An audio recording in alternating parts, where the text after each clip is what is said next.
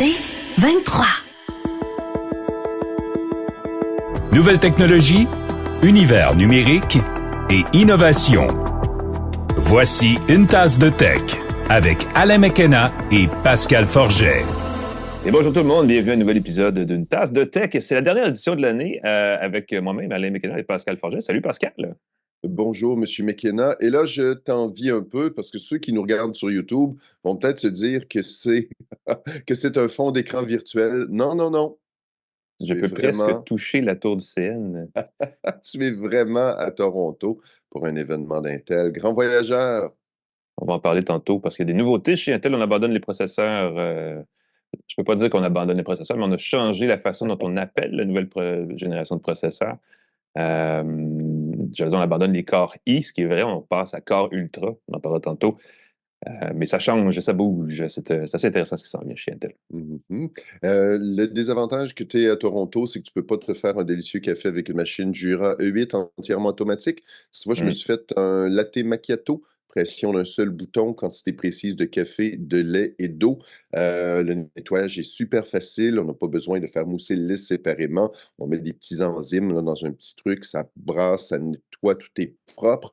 Jetez un coup d'œil à la salle de montre chez Edica sur Saint-Laurent. Vous allez voir toutes les machines de Jura. Elles sont magnifiques. Et ça, c'est une belle façon d'inviter les gens à retourner au bureau. Si vous avez une petite entreprise, puis vous voulez que les gens se fassent un bon café, n'hésitez pas. On a aussi comme partenaire pour 2023 TELUS, Plan Hub et évidemment, je le répète, Jura qui est là. Et on a une bonne nouvelle, Alain, avec Hello Darwin, une entreprise québécoise qui travaille avec vous pour obtenir toutes les subventions auxquelles vous avez droit, en plus de vous aider à trouver le soutien nécessaire dans l'exécution de vos projets de transformation numérique. On sait qu'il y a beaucoup de subventions qu'on peut aller chercher.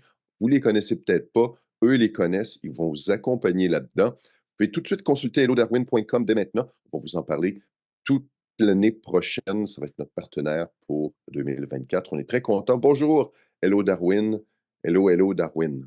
Bonjour, hello. Ben oui, on aura l'occasion d'expliquer ce qu'ils font un peu plus en détail au fil des prochains épisodes, effectivement, parce qu'ils vont se joindre à nous au retour des fêtes en 2024, alors qu'on sera au CS pour partir la saison. Mhm. En force, j'aurais même dire l'année en force, parce que le CS, on peut étirer ça sur le restant de l'année ensuite. Tu as bien raison. Parlant de partenaires et de contenu, passons tout de suite aux actualités présentées par InfoBref, que vous connaissez, j'espère, depuis le temps qu'on vous en parle. InfoBref, c'est un moyen simple et gratuit de connaître chaque matin l'actualité importante pour vous. Ça tombe chaque matin dans votre inbox, ça résume les événements marquants de la journée.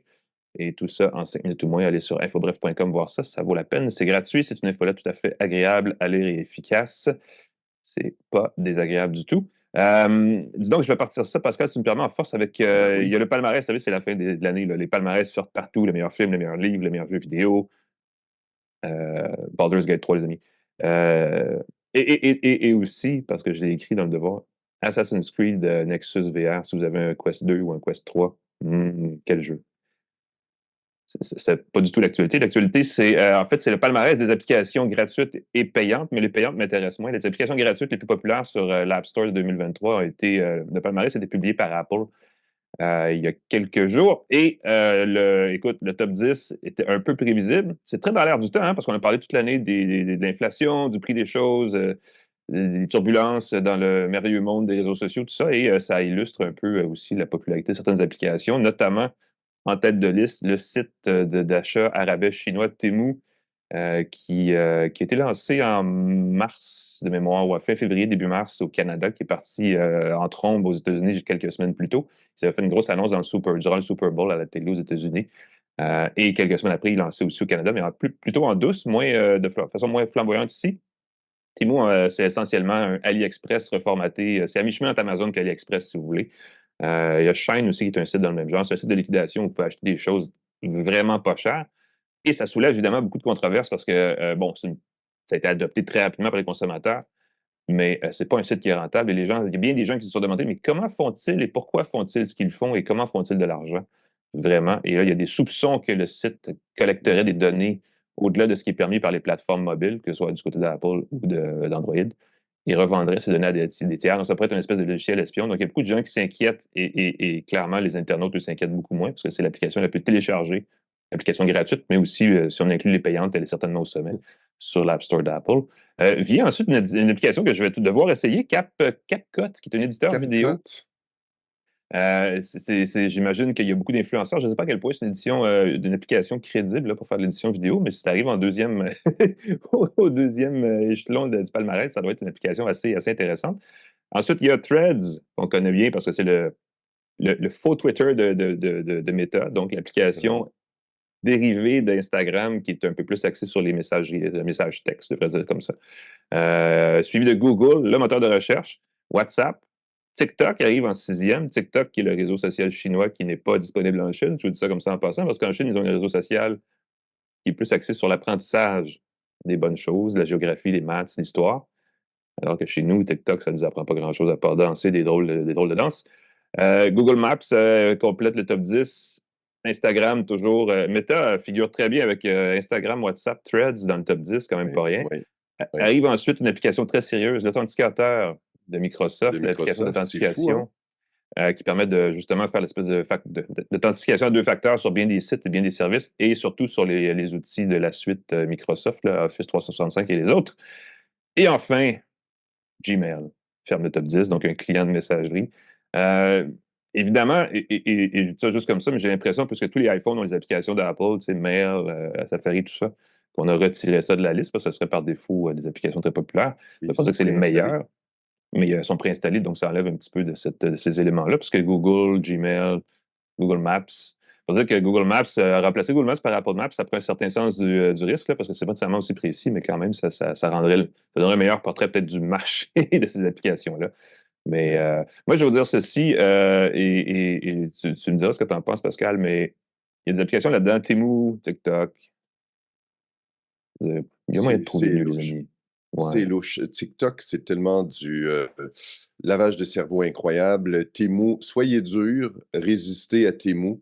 On sait que c'est des rabais, on sait que c'est des soldes, mais si vous allez à votre boutique du dollar au coin, probablement que vous avez des produits de meilleure qualité à meilleur prix. Souvent, on va partir là-dessus, on va acheter plein de trucs en solde et puis on est déçu quand on les reçoit. Là, c'est vraiment un sous-dollarama qu'on trouve sur Temu. Écoute, soyez dur. Résister aux achats impulsifs qui viennent directement de Chine, qui vont probablement vous décevoir. Et puis les autres applications, je suis content de voir que les gens, c'est dans l'App Store, donc d'Apple, que les gens sortent de la cage dorée d'Apple, que pas tant de gens, que pas tout le monde utilise Safari, que pas tout le monde utilise l'application de courrier électronique, que pas tout le monde utilise l'application de carte de Apple, que les gens sortent de là avec Google Maps, avec Gmail, avec l'authentificateur de Microsoft. Et Google, installer l'application Google dans leur iPhone, c'est quand même rigolo que les gens, une des premières applications qu'ils vont télécharger dans leur iPhone, c'est Google, pour avoir les services de Google et pas juste Siri. Il y a, évidemment, ce palmarès-là n'inclut pas les jeux non plus. Les applications payantes sont un autre palmarès. Le jeu le plus populaire, c'est Monopoly Go, devant Roblox. C'est quand même pas rien.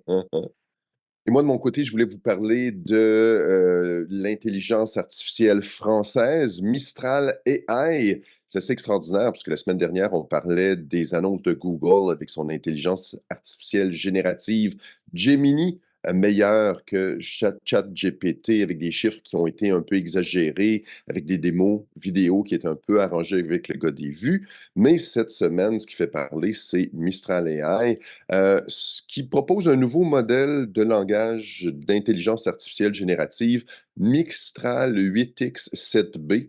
On se croirait dans un film de science-fiction, qui serait encore une fois meilleur que Llama, meilleur que GPT 3.5 sur certains textes.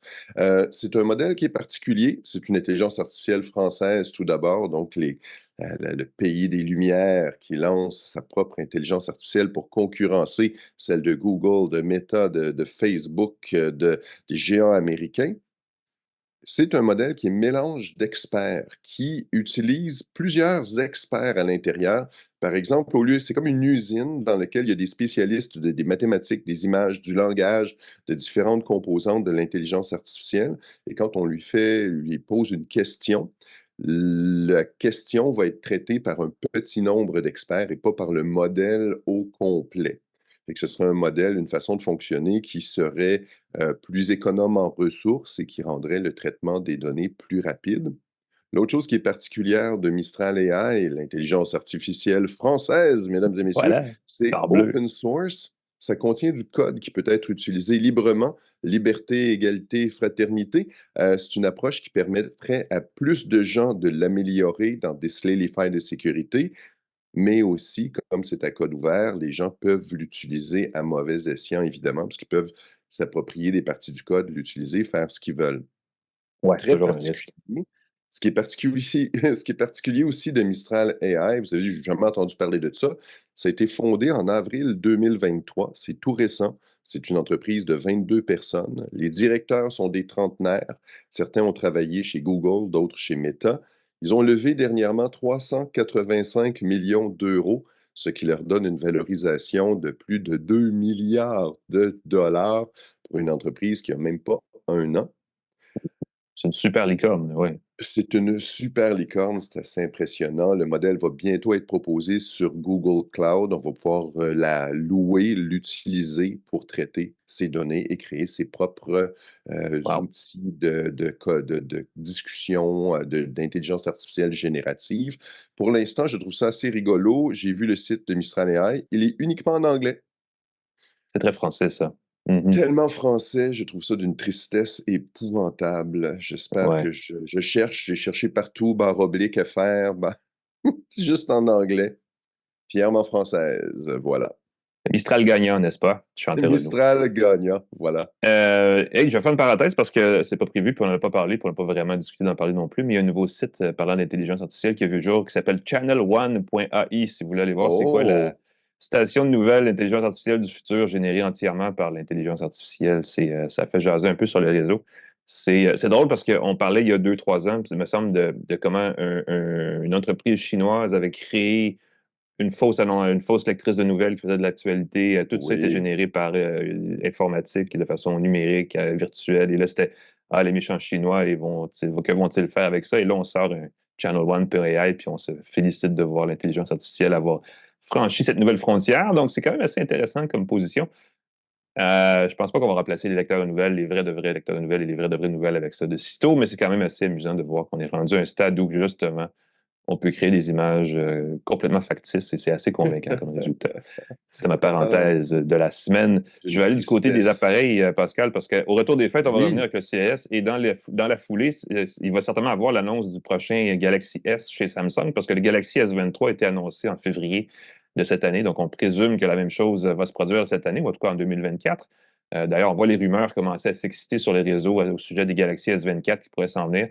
Euh, j'ai retenu 2, 3 informations qui vont peut-être être intéressantes. Si vous magasinez un téléphone en ce moment, peut-être que vous voudriez attendre un petit peu parce qu'au retour des fêtes, les nouveautés vont apparaître. Il y a aussi OnePlus qui va avoir un nouveau téléphone si on suit ce qui a été fait en Chine avec le OnePlus, on est rendu à 12, je pense. Mhm. Euh, la rumeur, donc, à propos des Galaxy S24 serait que le prix va être le même que celui des S23 au moment de leur lancement en février dernier. OK, pas Et en soit une d'augmentation. petite, une petite- c'est pas une tendance, c'est vraiment, ça va à l'opposé de la tendance parce que les téléphones sont de plus en plus chers. Et là, Samsung voudrait garder les prix en dollars américains identiques à ce qu'ils étaient il y a un an. Ça ne veut pas dire que ça va être les mêmes prix en canadien, puisque c'est toujours variable en fonction de la valeur de la devise canadienne par rapport au dollar américain. Mais ce qu'on dirait, c'est que le S24, donc, qui serait toujours livré en 3 versions, serait vendu à 799 dollars américains pour la version de base, le S24. 999 US pour le S24 Plus, qui est l'espèce de téléphone intermédiaire, et 1199 pour le S24 Ultra, qui est la version la plus équipée avec 5 appareils photo et plein d'affaires. Évidemment, à ces prix-là, ce serait la version avec stockage de base. Il y aurait des options parce qu'on peut monter rapidement dans les prix si on ajoute du stockage et des choses comme ça. Une des façons que Samsung arriverait à baisser les prix, c'est en utilisant moins de processeurs Snapdragon de Qualcomm, les fameux Snapdragon 8 génération, on est rendu à 3 probablement avec ce nouveau modèle-là. On miserait davantage pour les appareils d'entrée de gamme sur le processeur Exynos, qui est la gamme de processeurs développés à l'interne par Samsung et qui était vendu ailleurs qu'en Amérique du Nord, dans les mêmes téléphones, dans les Galaxy S dans le passé et ailleurs, mais qu'on voyait moins ici en Amérique du Nord parce qu'on se fiait plutôt à Qualcomm. Il y aurait le S24 Ultra qui serait assurément animé par un processeur Qualcomm Snapdragon, mais sinon, peut-être qu'on irait chercher du côté d'Exynos. Il y aurait quand même, bon, il y aurait peut-être pas tant de nouveautés que ça pour justement garder les prix relativement bas, mais parmi les améliorations, il y aurait beaucoup d'insistance sur la photo.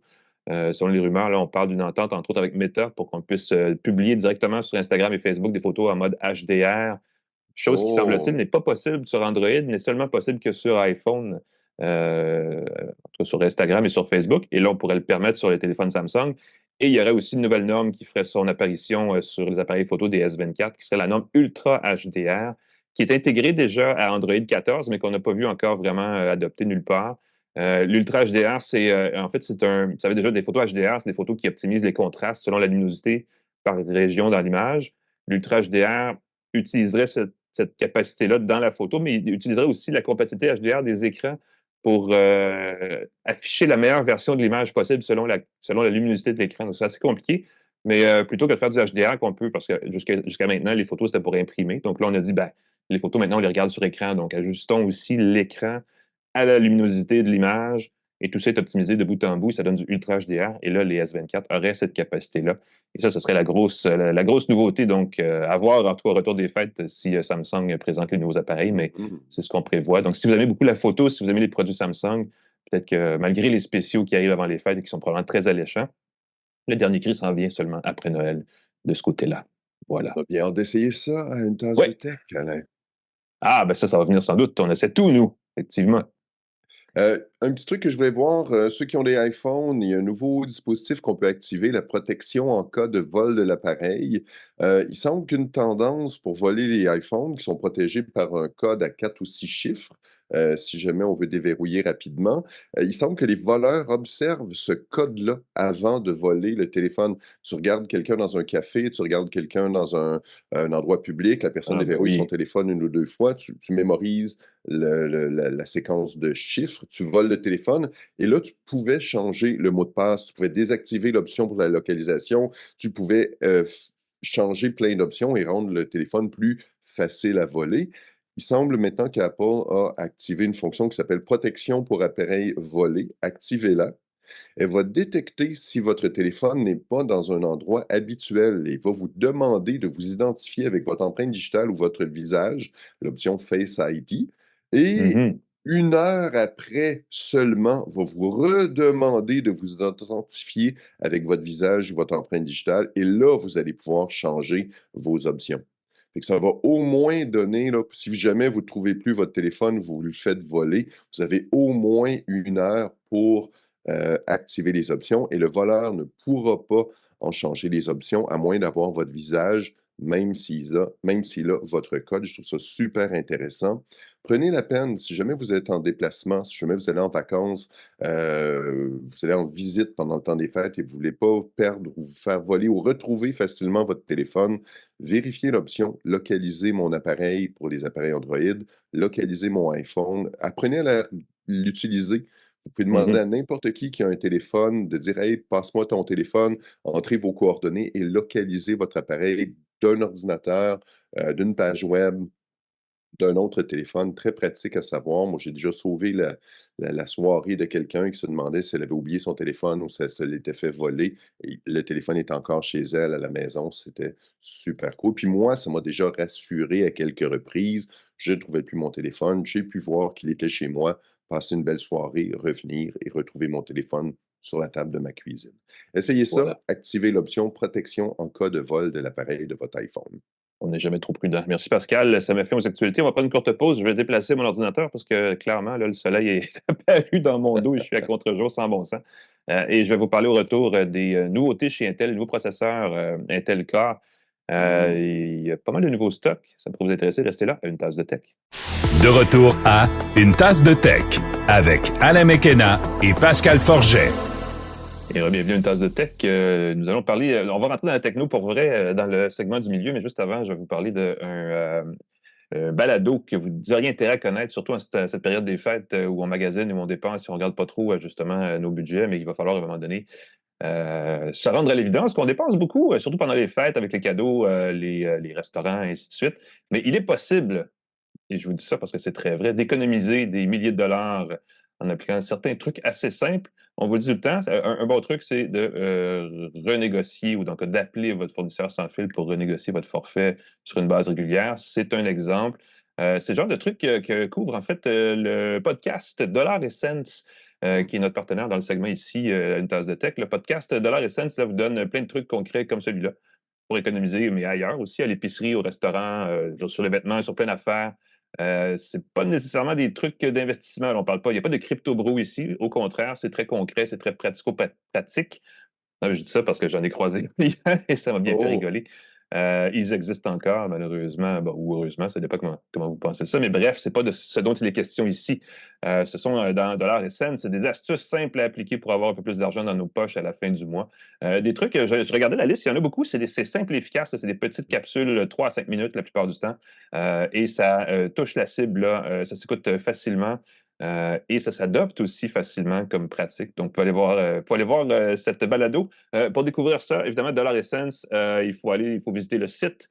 Vous pouvez le trouver sur les plateformes de balado, mais vous pouvez aller sur le site de Dollar Essence. Il y a le lien dans notre description de balado. Donc, si vous nous écoutez, allez voir dans notre description, cliquez sur le lien.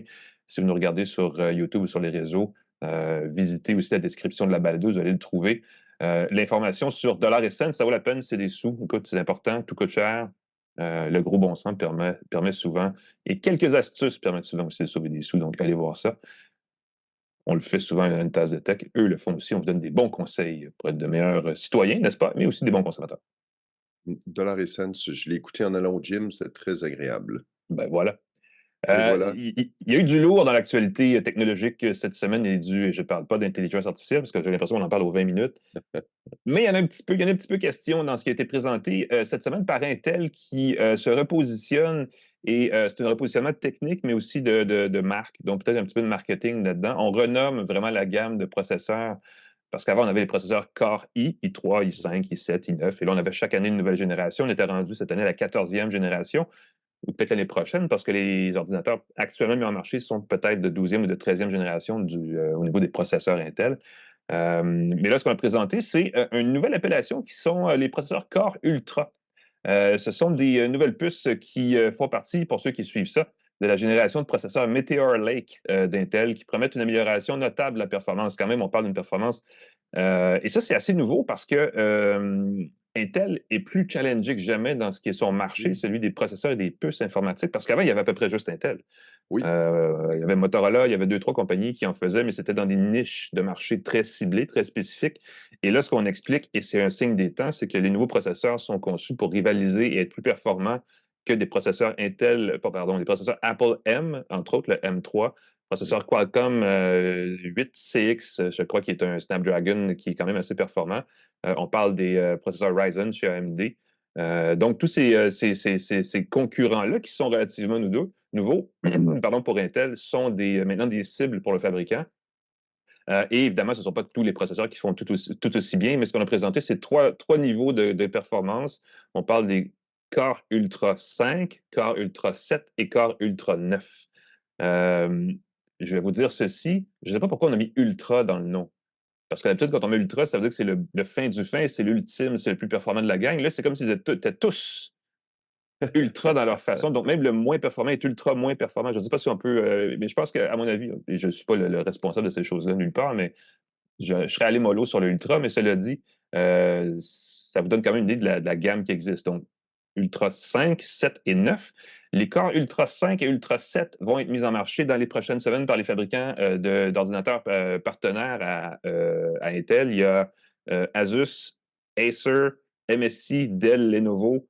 Et il y en a peut-être d'autres, là, je les oublie peut-être, mais c'est la plupart écoute, c'est essentiellement les plus Mhm. grands fabricants d'ordinateurs personnels qui sont actuellement en marché au Canada, évidemment, qui vont commencer donc à offrir des ordinateurs à processeurs Core Ultra 5 et 7. Les processeurs Core Ultra 9 vont être mis en marché plus tard en 2023. En 2024, parce que 2023, on s'entend que Non, ça achève. ça serait vite. Mais donc, ça pourrait arriver au courant de l'année prochaine. J'imagine qu'au CES, on va avoir un aperçu de ce qui s'en vient avec ces processeurs-là. Le processeur Core i7, cette espèce de. J'imagine, appelons ça le sweet spot, là, c'est vraiment le Core Ultra 7, je devrais dire, va être l'espèce de point de référence. On dit qu'il y a un processeur Core 7, non, c'est dur à dire, Core Ultra 7 de la catégorie H, parce que c'est encore plus compliqué. Il y a les H et les U. Les H, c'est plus Oui. performance. Les U, c'est plus efficacité, disons ça comme ça. Donc, le Core Ultra 7 H, 165H pour être très précis, serait 11% plus efficace qu'un processeur Apple M3, Ryzen 7 Oh! de dernière génération et le Snapdragon 8 CX de Qualcomm, ceux que je citais tantôt, donc c'est quand même pas rien. Il y a une particularité des processeurs Core Ultra, c'est qu'on a maintenant 3 coprocesseurs. On a le CPU, le processeur central, toujours là, qui a différents cœurs. Dans le cas d'un Core Ultra 9, il y a jusqu'à, je veux dire, 16 cœurs de 16 CPU. Il y a 22 fils, des threads.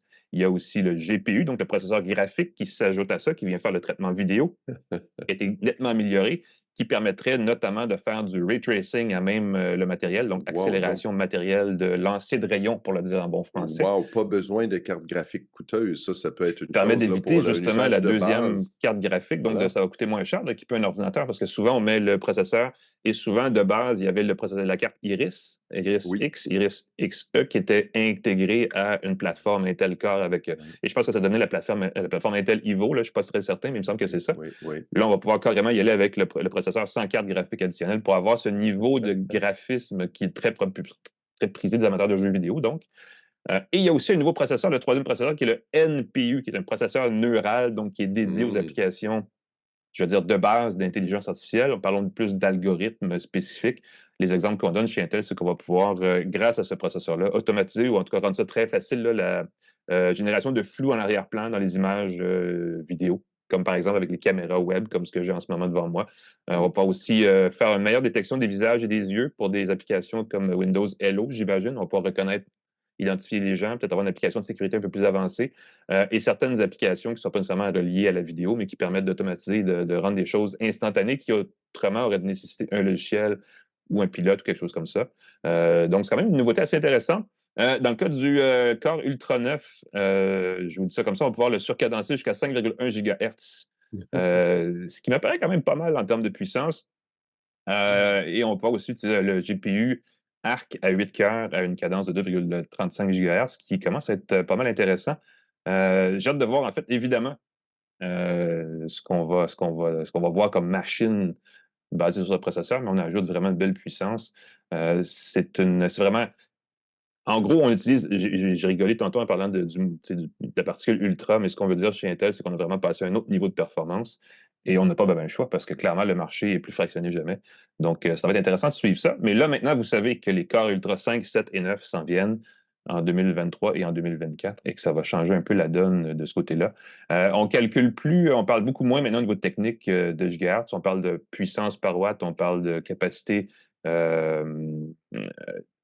thermique même dans certains cas, donc de puissance de génération de calcul, et ainsi de suite, de nouvelles façons. Ça va être intéressant parce qu'il faut aller creuser là-dedans aussi pour comparer les différents processeurs.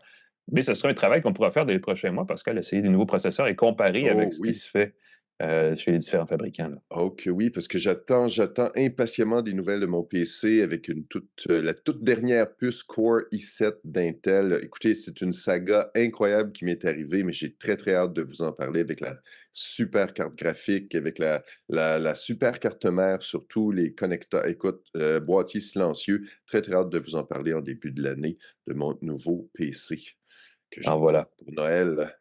Alors, c'était la nouvelle qui clôt l'année quand même assez fort. Intel Core Ultra, donc les nouveaux processeurs Meteor Lake qui s'en viennent dans les prochains mois.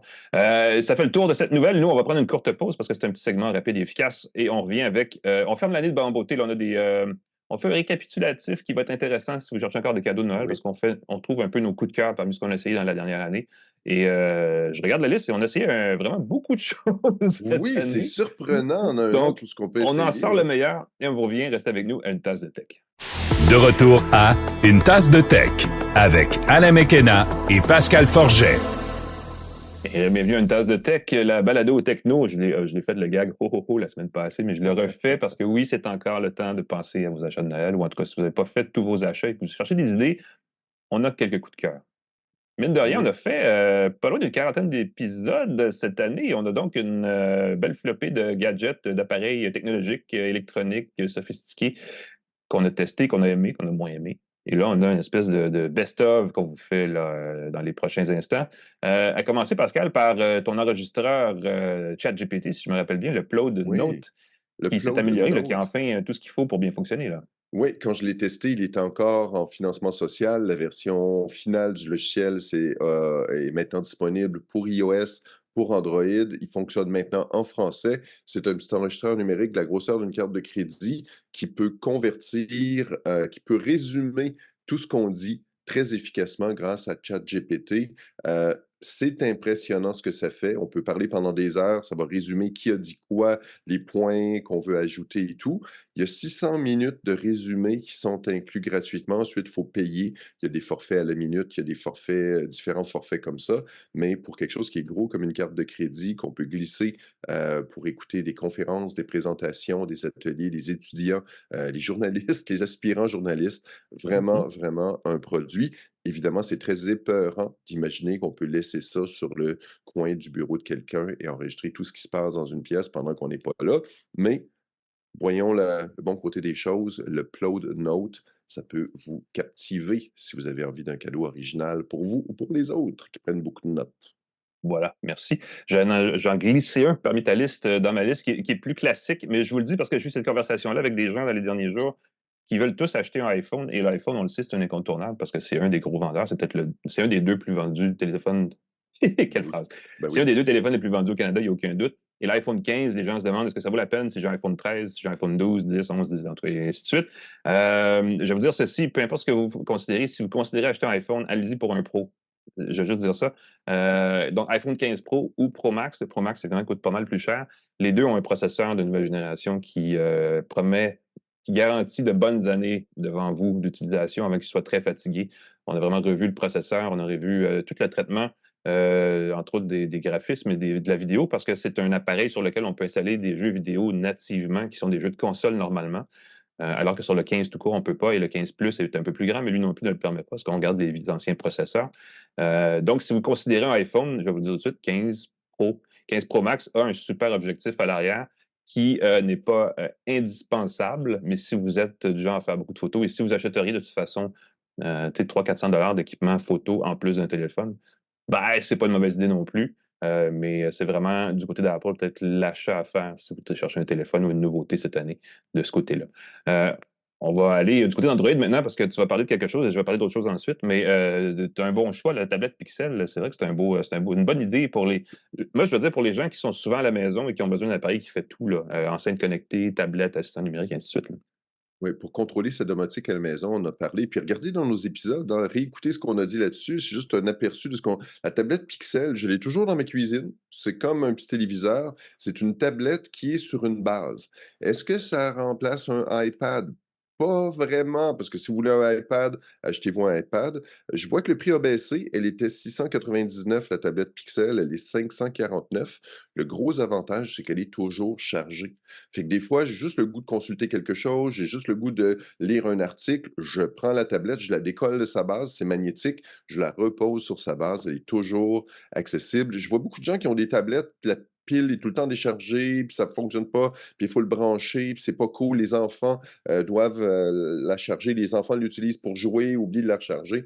La tablette Pixel, si vous avez besoin d'une tablette toujours chargée, facilement accessible, qui Voilà, va ben vous oui. aider à contrôler votre domotique. En solde de 549, c'est pas mauvais comme option pour une belle tablette chouette.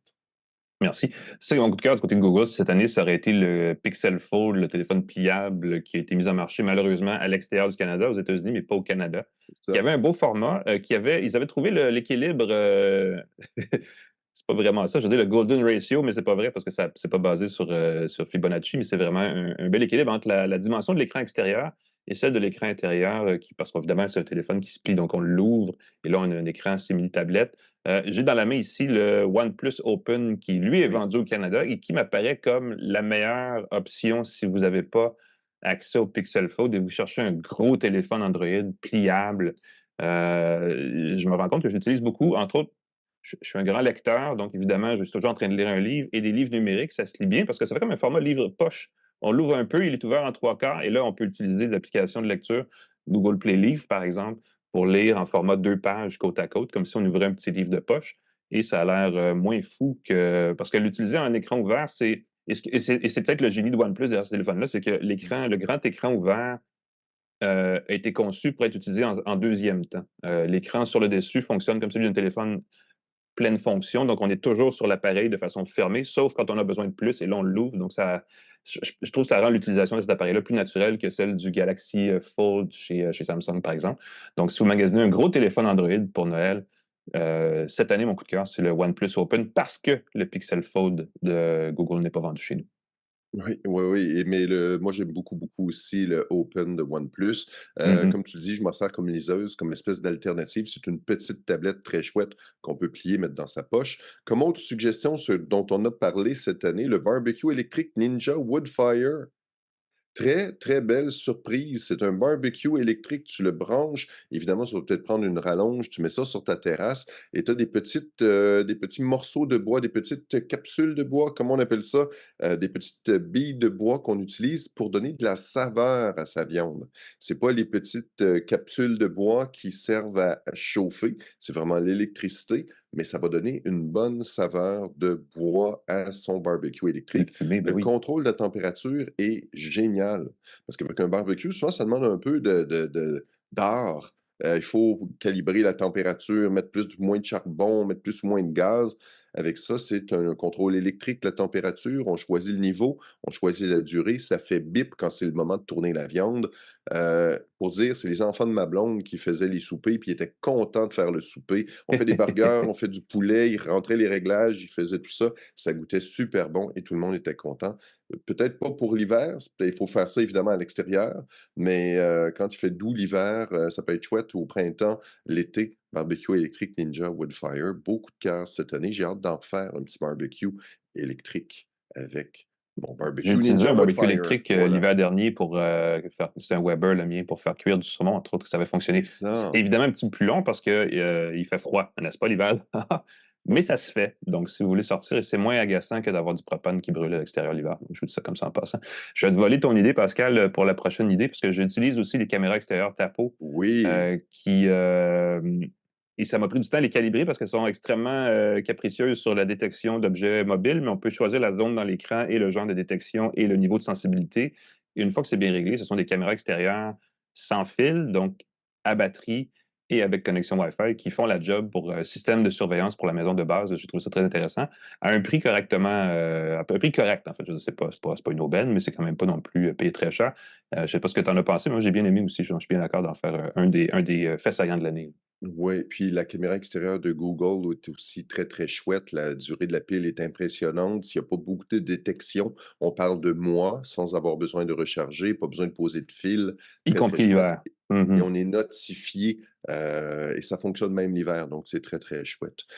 Dans Ouais. les autres trucs dont on a parlé cette année, j'ai parlé de clavier. Moi, je faible pour les claviers mécaniques surtout. On travaille à la maison maintenant, là, la tendance de travail hybride. On va Pour beaucoup s'équiper, travailler à ben la oui. maison. C'est important de travailler avec un bon clavier, une bonne souris. On a parlé du clavier de Kensington qui est super chouette avec des raccourcis pour couper ses appels vidéo, couper le son de son micro, ainsi de suite. Le clavier OnePlus, qui est vraiment, si vous voulez quelque chose, là, ceux qui nous écoutent sur YouTube, je le montre ici. Il est magnifique. Il pèse écoute, il pèse une tonne. Il est extrêmement lourd. Il ne C'est pas un clavier bouge pas mobile. sur son bureau. Et bon, on sent que la sensation est agréable. Ça rappelle les bons vieux claviers des années 80 qui claquent pas, mais qui sont réactifs. Très, très le fun avec un beau petit bouton de volume. Je vous le suggère fortement, le clavier de OnePlus, qui n'est pas donné. C'est un très beau cadeau. Le clavier de Kensington pour un usage professionnel avec une espèce de capote pour protéger, avec une capote de silicone pour protéger. Si vous mangez en travaillant, ça va Mhm. résister. Et aussi, quelque chose qui m'a surpris, c'est la Slim Blade, puisqu'on parle de Kensington, la boule, le trackball Slim Blade de Kensington. J'ai le modèle Pro. Il est vraiment, vraiment chouette. Je me disais, je vais l'utiliser un petit bout de temps, je vais retourner à une souris conventionnelle. Ben non. J'aime ça, la Mhm. petite boule. C'est de la grosseur d'une boule de billard. Vous tournez ça rapidement. Ça permet de faire défiler des pages. Les contrôles sont précis. C'est sans fil. Vraiment, j'aime beaucoup, beaucoup la souris Slim Blade de Je lance un Kensington. concours dans la foulée, Pascal, que quelqu'un nous traduise trackball en français comme du monde. On veut lui trouver le moyen de Boule lui qui remettre une roule. trackball. Boule qui Boule de roule. traçage. Je sais pas. Il y a- Boule qui je roule ne ne pense pas qu'il y a brasse de pas terme plus. officiel. Je cherchais un puis j'en ai pas trouvé, mais il y a quelque chose là. Il y a Trackball, définitivement un on terme va le efficace à trouver. trouver. Écrivez dans Absolument. les commentaires la version française de Trackball. Est-ce que tu portes toujours ta bagoura? Ben oui, parce que j'ai apprécié le fait qu'après, et c'est ça le problème, c'est qu'il faut la porter au moins 3 mois pour en tirer tous les bénéfices. Mais après, justement, après 3 mois d'utilisation, l'application commence à identifier le type de personnalité que nous sommes en termes de sommeil. Et ça, c'est la partie Oui. la plus intéressante de cette bague-là, c'est que ça fait un suivi du sommeil sans déranger. On a eu cette conversation-là déjà. Moi, je ne suis pas capable de porter une montre quand je dors, Mm. mais un anneau comme celui d'Oura fait la job pour faire un suivi du sommeil assez détaillé. Je ne suis pas un macro, ouais, je suis pas un micro gestionnaire de données de sommeil au point où je regarde à la minute près, mais dans l'ensemble, sur une longue période, sur 3 mois, on comprend quand est-ce qu'on dort mieux, quand on se réveille ou pas la nuit, et ça aide à Oui. faire à avoir une meilleure compréhension de notre cycle de sommeil. Et ça, j'ai trouvé ça efficace. Ça vient aussi avec une application qui, évidemment, si on s'abonne, inclut de l'information, des conseils, des techniques, tout ce que vous voulez pour relaxer, pour me se tenir en forme, et ainsi de suite. Et c'est un appareil qui est très peu intrusif. Donc, j'ai beaucoup apprécié cette capacité-là, effectivement, de la Bagoura. Je ne sais pas toi pourquoi tu t'en sers, mais j'ai trouvé pour la partie sommeil, moi, c'est un gros accessoire.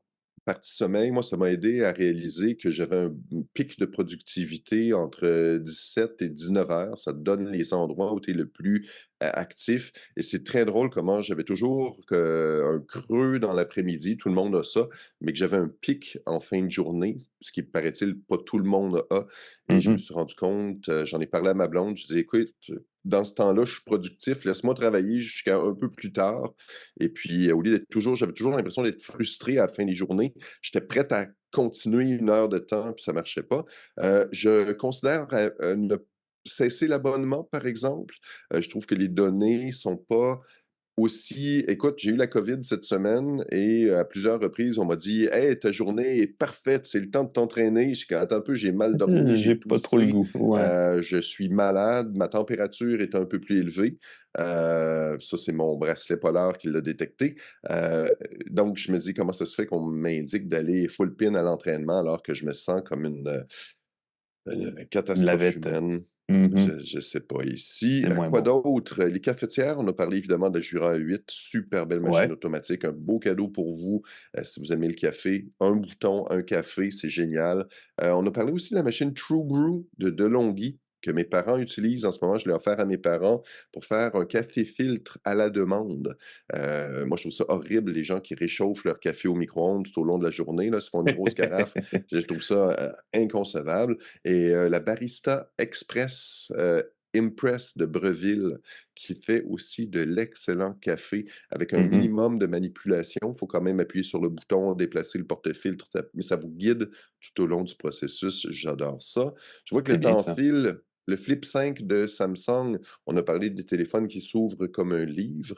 Oui, J'ai lui, fait c'est un l'essai clamshell, du c'est plus petit format. c'est comme, les bons vieux téléphones à poche qui se plient. Mhm. J'ai beaucoup aimé. J'étais triste de le retourner. Très compact dans la poche, très, très chouette. Et je voulais aussi glisser un mot sur les ThinkPhone de Lenovo, téléphone abordable, le Nothing Phone. Les 2 utilisent le téléphone haut de gamme de l'an dernier.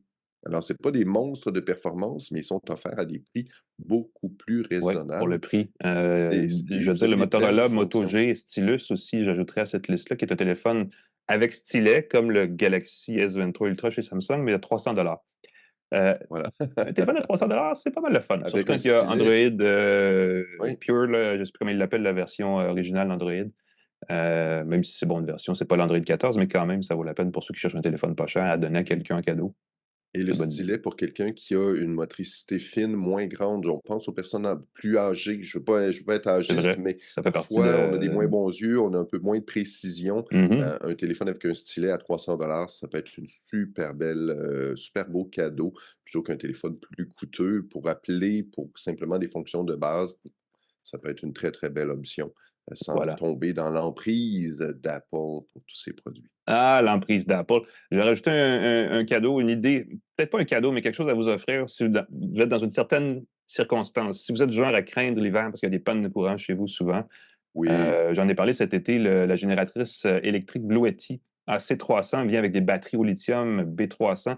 Ils ont une gamme complète de génératrices électrique, il y a pas d'essence, il y a pas de moteur, il y a rien là-dedans, mais c'est électrique, ça se branche dans des batteries, ça se branche dans des capteurs solaires, ça se recharge dans une prise d'alimentation et un peu partout, et ensuite, ça nous donne des heures d'utilisation. Ils ont une trousse pas très chère, je suis en train de garder ça justement parce que c'est la prochaine étape. J'ai essayé, moi, dans un contexte de camping et ça a vraiment été super excellent pour alimenter tout un camping pendant quelques jours. Et là, j'ai regardé, ils ont une trousse pour l'adapter, pour le brancher dans un panneau électrique de maison pour servir de génératrice de secours quand il y a une panne de courant. Plutôt avoir une Oui, génératrice à essence. Il y a bien des gens qui ont une petite génératrice au gaz dans le cabanon ou peu importe, oui. et c'est bruyant, et c'est désagréable, et C'est c'est du bruyant, oui. gaz. C'est Ben, ça, c'est une dangereux. alternative tout à fait intéressante. Et en ce moment, ils sont en spécial. C'est le temps des Oui. fêtes, donc ils font une grosse offensive et les prix sont réduits. Donc, si c'est quelque chose qui vous intrigue et si vous considérez d'acheter ça, c'est un moment dans l'année où ça vaut la peine. Probablement aussi qu'ils vont être très, très fortement liquidés, rendus en février, quand la saison de consommation va être plus calme. Mais vous pouvez regarder ça en ce moment parce qu'il y a des beaux accessoires aussi. Il y a une belle façon d'utiliser ça, été comme hiver, à la maison, en camping et ailleurs. Donc, la marque Blue Yeti est une des marques qui fait un bel équilibre entre pas cher et bonne qualité. C'est pas le haut de Oui. gamme, c'est pas cheap non plus, c'est juste dans le milieu et Oui. ça donne des Ils prix ont qui une sont bonne corrects pour ce genre garantie. C'est une d'accessoires-là. compagnie qui travaille très, très fort en ce moment. On la connaissait peu il y a quelques années, mais on voit qu'ils travaillent très fort, bonne garantie, des bonnes Voilà. piles. Moi, j'ai le modèle AC60 et quand j'ai des pannes d'électricité, super le fun de savoir qu'on peut brancher les petits appareils électroménagers, écouter la radio, charger ses téléphones plusieurs fois avec une pile qu'on peut transporter où on veut. Pour des outils, peut-être, si on va sur des chantiers, pour les gens qui travaillent en déplacement, Aussi, ben ça oui, peut être très, exactement. très chouette. Bon point. Merci Pascal. Ça fait le tour. On a une grosse liste. On va vous mettre ça dans le menu, dans la description de la balado également, en dessous de notre balado partenaire de la Essence. Donc, vous pouvez lire la description de la balado si vous avez des questions sur ces produits-là ou si vous voulez carrément les acheter. Je vous dis ça comme ça, mais ce n'est pas des liens affiliés. On ne dit pas ça pour vous forcer à acheter des trucs qui nous rapportent de l'argent. Au contraire, ce sont des choses que nous essayons de façon objective et indépendante, là, qu'on se comprenne bien. Ce n'est pas de la commandite, ce n'est pas de la plug. Ce sont des vrais coups de cœur On n'est pas payé pour le authentiques. faire. Il n'y a pas d'intelligence artificielle non plus qui nous C'est pousse à c'est pas vous une dire ça. régie publicitaire qui diffuse des liens vers des sites étrangers douteux. Ah, ça, c'est On d'autres dit ça choses, comme ça. effectivement. Commentaire Nous ne éditorial. sommes pas de cette, non, de cette catégorie de gens-là. Nous, c'est Et authentique et voilà. vrai et vérifiable. Donc, profitez-en. Nous, ça finit la saison, Pascal. Ça finit l'année de balado d'une tasse de tech. On revient en janvier rapidement avec le CS. C'est le gros show qui part l'année écoute, sur les chapeaux de roue, c'est littéralement, parce qu'il va y avoir beaucoup Mhm. d'automobiles, encore une fois, cette année au CS. Non, on va vous parler de pas mal de tout le reste. Entre-temps, je ne sais pas si tu veux bien saluer une dernière fois en 2023 nos partenaires. Tout à fait. C23, le groupe Cogeco qui distribue et diffuse notre podcast partout au Québec. Merci au 98.5 à C'est quoi FM. Claude Hébert à la mise en onde. Jean-Christophe Ouellette aussi. Alain McKenna, on peut te lire dans le devoir. On veut remercier aussi TELUS, Plan Hub et Jura. J'ai hâte de nous Mhm. refaire un autre délicieux café. On salue notre nouveau partenaire pour 2024. Je vais le répéter, hellodarwin.com. Jetez un coup d'œil si vous avez des besoins de subventions, de commandite ou d'accompagnement dans votre transformation numérique. Ils sont là pour vous. Alain, je te souhaite de très jolies fêtes, pas de COVID. Bonne Ah oui, année. merci, je Ah oui. l'espère. Je vais te dire ceci, je suis un des rares chanceux, je n'ai pas eu la COVID du tout, du tout. No Euh, way. à mon avis, je ne l'ai peut-être juste pas détecté parce que j'ai certainement attrapé un rhume une fois dans les 4 dernières années, mais ça n'a pas été détecté. Et pourtant, j'ai fait les tests à chaque fois. Allez savoir.